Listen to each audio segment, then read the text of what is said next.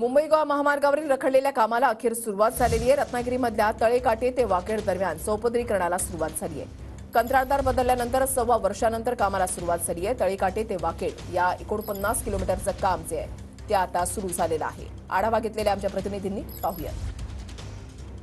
गोवा महामार्गावरील रखडलेल्या टप्प्याच्या कामाला अखेर सुरुवात झालेली पाहायला मिळते आहे।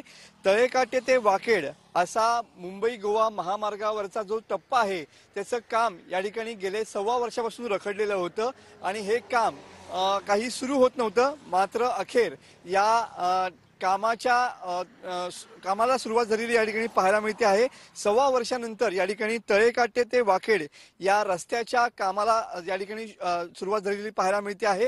हे जे काम आहे ते रखडलेलं होतं। तुम्ही बघू शकता या ठिकाणी आता भराव टाकण्याचं काम सुरू आहे। जेसीबी आलेले आहेत आणि आता रस्त्याची दुसरी लेंथ या ठिकाणी करण्याचं काम देखील या ठिकाणी सुरू असलेलं पाहायला मिळतंय।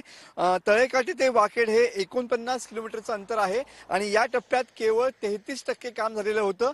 मुंबई गोवा महामार्गावरचा सर्वात रखडलेला टप्पा आणि अवघड वळणावरचा टप्पा हाच होता। मात्र अखेर ठेकेदार बदलल्यानंतर या ठिकाणी या कामाला जे आहे ती सुरुवात झालेली पाहायला मिळते आहे।